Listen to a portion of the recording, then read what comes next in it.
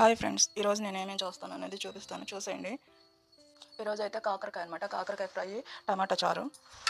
అయితే నేను కాకరకాయ చూడండి గేర్ లేదు, శుభ్రంగా వాటర్లో శుభ్రంగా కడిగేసి కొంచెం ఉప్పు చల్లి రైస్ కుక్కర్ మీద పెట్టేస్తున్నా.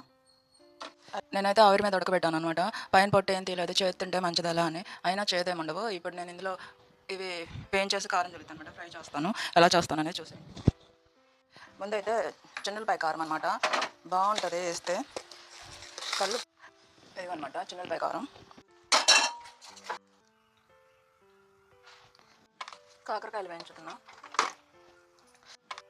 నేనైతే కాయలు లోపల ఏం పెట్టను, పైన చల్లేస్తాను. అదే లోపల కూడా అంటాలన్నమాట. అప్పుడు చప్పదనం ఉండదు, మనం తింటుంటే చాలా బాగుంటుంది.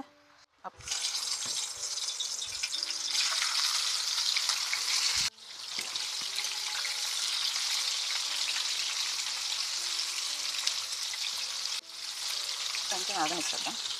కొంచెం పసుపు వేస్తున్నాం.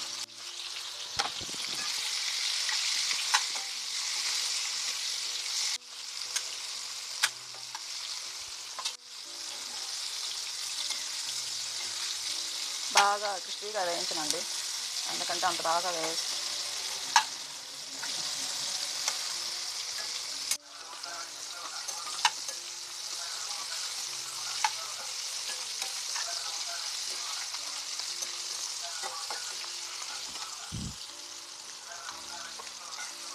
గింజలు పెడదాం.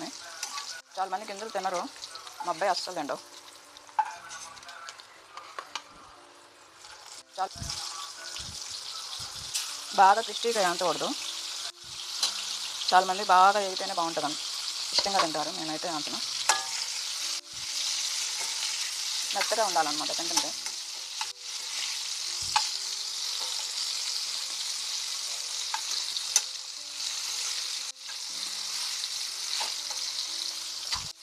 దీనిలో కూడా కొంచెం పసుపు వేద్దాం.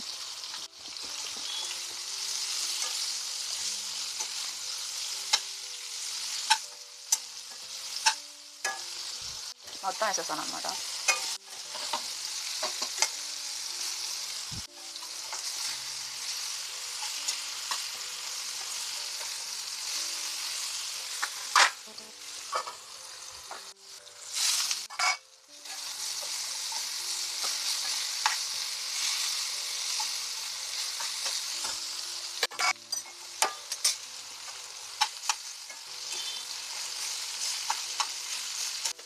చూసారు ఎంత మెత్తగా ఉందో, మనం చిత్తపట్టినా కానీ చితికిపోతుంది. అలా ఉండాలన్నమాట, అలా ఉడకాలి, గట్టిగా ఉండకూడదు. అలా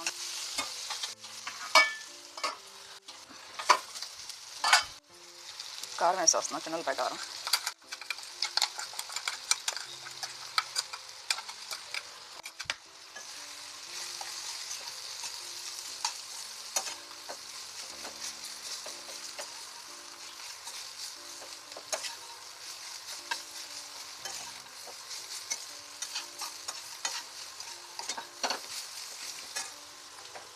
నెయ్యి అనమాట,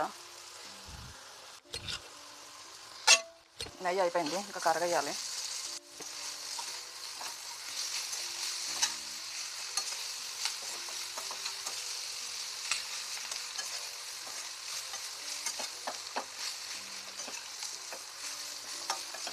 అయిపోయింది.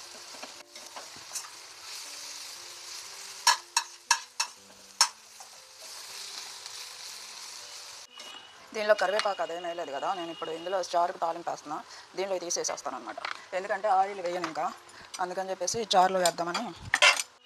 పచ్చనిపప్పు ఎక్కువ వేస్తున్నాను, ఇవన్నీ అందులో వేస్తాను, పప్పులు బాగుంటాయి.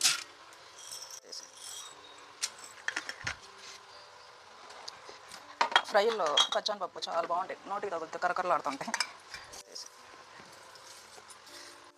ఆవాలు కొంచెం ఎక్కువ వేస్తా, జీలకర్ర వేస్తాను, ఇంగువ,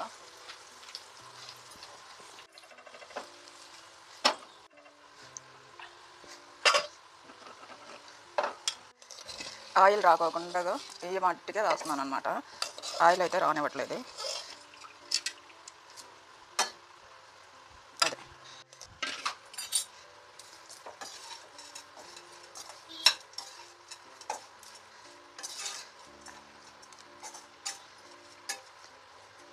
అదనమాట.